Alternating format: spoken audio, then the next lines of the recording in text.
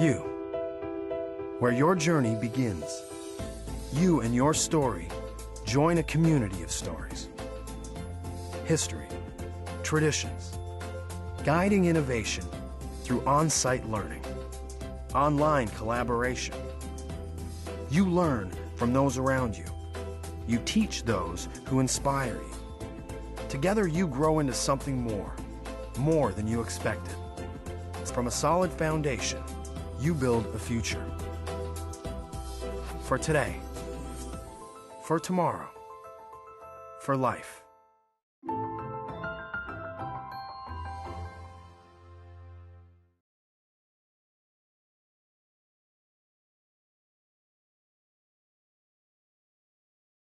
I have the pleasure to share with you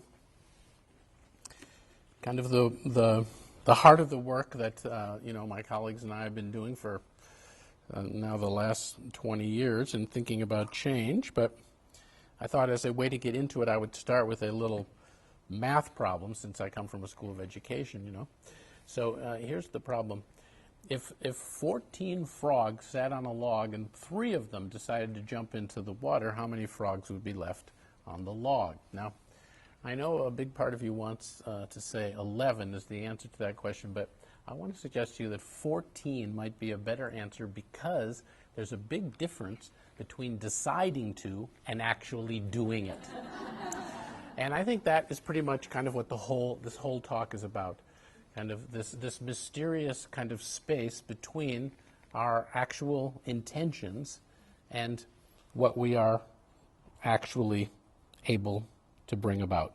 If at the beginning of the book, Immunity to Change, we quote this study from the health sector where we've ended up doing quite a lot of work, and it's a study that has now been replicated a few times and has a lot of different versions to it. But the one that we mention in the book is that if heart doctors tell their seriously at-risk heart patients that they are likely to literally die if they don't change their ways of living around diet, exercise, smoking, and the like, it still turns out that only 1 in 7 patients can actually make the changes.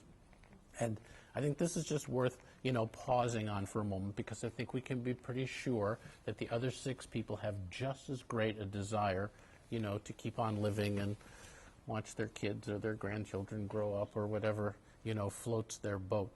And if we cannot make the changes that we would want to make to literally keep ourselves alive, then, what does this say about all the other changes which we may even urgently feel, but which are not life and death matters? What it says to me is that we are in deep need of some new ways of thinking about what gets in the way between our genuine intentions and what we're actually able to bring about. And that question is the one that my colleagues and I have been researching now for quite some time. And we think we've actually, not solved it. The century's just getting started. But we do think that we have sort of happened upon some little piece or clue of this mystery, and essentially it's kind of my purpose to try to share that with you tonight, and then make a little space for us to have a chance to talk back and forth about it. If you interview a person when they come out of the doctor's office who's been prescribed one of these maintenance medications, and you ask them why the doctor prescribed this, you get a pretty high rate of understanding. And then you ask them, if I come back in a year to see if you're taking it, because it's prescribed that you should take it, for the rest of your life. So if I come back in a year to see if you're taking it, what do you think is the probability that you'll be taking it? And they look at you like you're nuts. They say, well, the doctor said to me I could have a stroke and die if I don't take it, that it has no negative side effects, and that it's covered by my insurance. So, I'd say about 100% is the likelihood. Why wouldn't I just take it? Brush my teeth or whatever I do at night.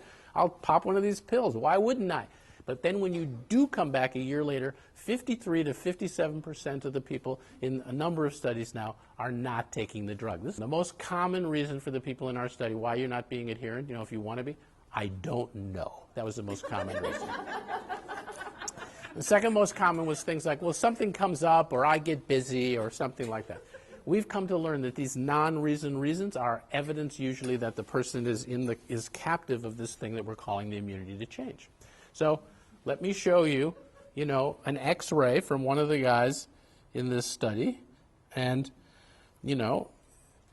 what was his map? So his improvement goal was pretty much the same as every person in the study, to take the medications every day as prescribed and refill them on a timely basis. Then he had to tell himself, all the things that he's doing and not doing instead. And he said, I don't take them regularly. I stop for long periods or stop entirely. I don't refill them promptly when they run out. And when I get those automatic phone messages from the pharmacy, I just hang up on them right in the middle of the message.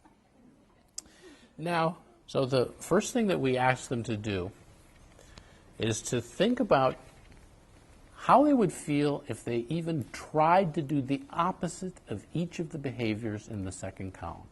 So let me give you an example of how this went. So I'm talking to this gentleman on the phone, and I said to him, okay, so that you've been very honest. You want to be compliant, but you don't take the drug every day, and when they run out, you don't refill them promptly, and so on. So tell me this. What would be your biggest worry if you did take the drug every day? And he said to me,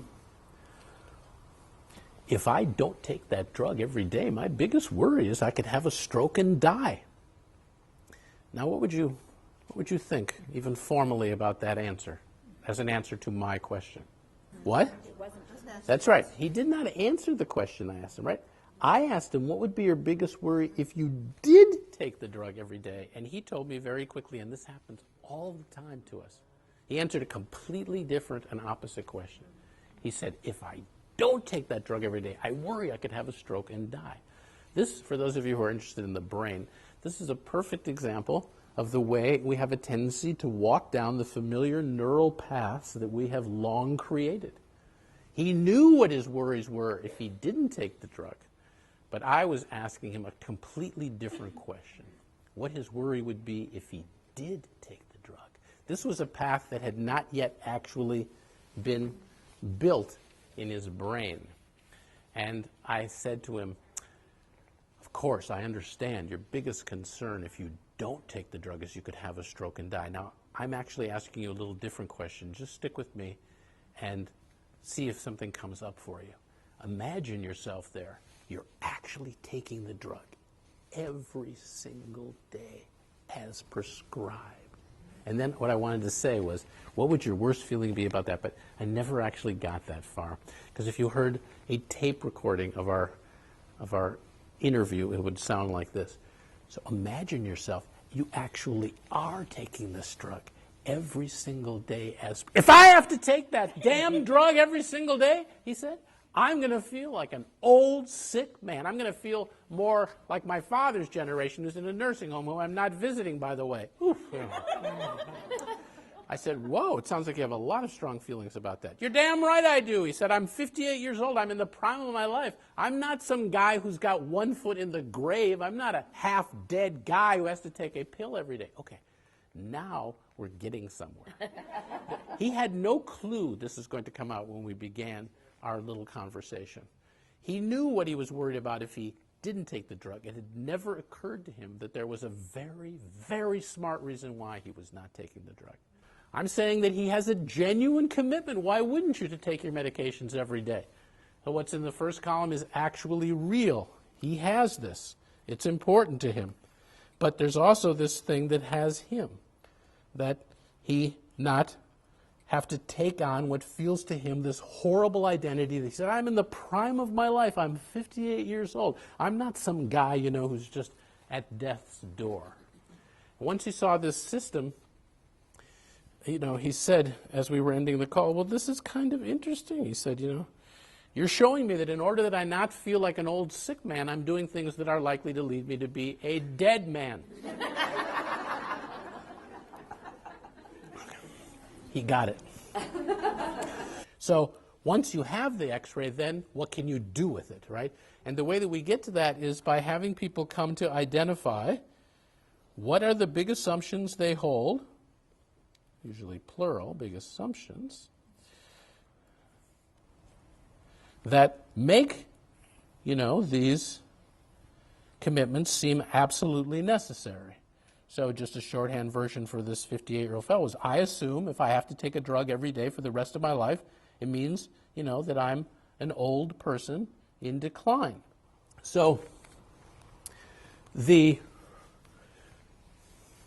have developed, practices that help people create rich pictures in each one of these columns. They get a chance to see this system. They can see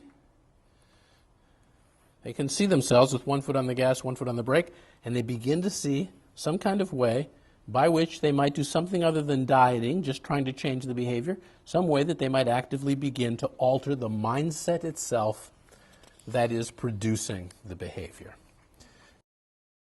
So I'm going to end in a moment and give you a chance to kind of let us in on the things that were going through your head while I was, doing all the talking up here.